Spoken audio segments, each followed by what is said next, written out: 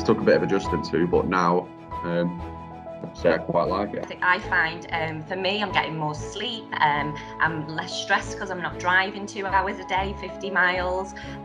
I think it's good. I think it's the future. Yeah, it's not too bad.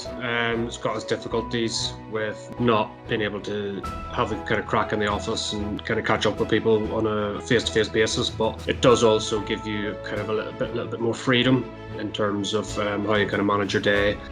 Personally, tough. I think I've found lockdown quite lonely. I've missed my team, I've missed those coffee point moments, missed the support of everyone in the office and just seeing everyone's faces every day. I actually enjoy working from home because I think it gives you the opportunity to keep up with life.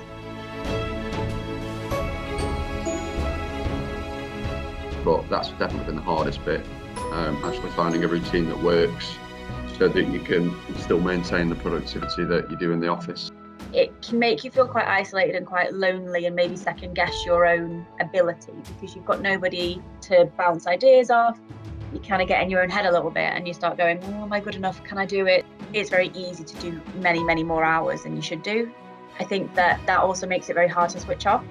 So August, I got my mileage to put my mileage in, and I suddenly realised I'd never not used my car all month, and then I realised that I'd actually not been outside my door all month.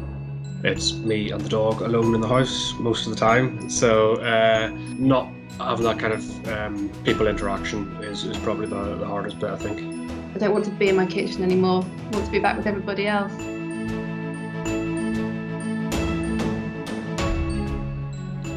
I think making sure you have regular breaks, making sure you get into a bit of routine, so getting up out of bed, getting showered, having your breakfast before you start work, making sure you get outside, doing a little bit of exercise, getting fresh air, just to keep yourself sane. So find that routine that, you know, suits you. Everything else after that then comes quite sweet. And just make sure that even though you're working from home, you still need to have a work and home life, even though they're both in the same place.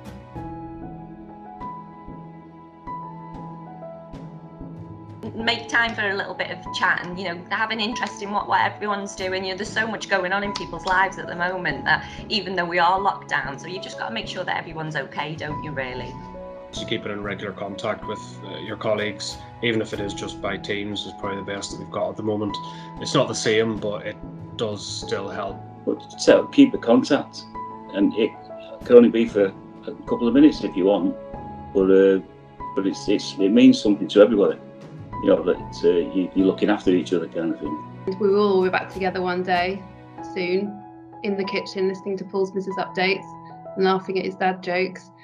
Are brutally aware of you know, how hard it is from a mental health perspective, and losing a very dear colleague during lockdown because of his low ebb at the time. I think it's absolutely fundamental for everyone to not allow themselves to feel isolated and lonely, and just to pick the phone up or ring someone. Everyone is busy. It's a very busy time. But you know what? If any of us knew that any work colleagues were struggling, we'd all want to be there for them. So I would implore everybody to just ring on Teams. See a happy face. Tell people you're not having a great day.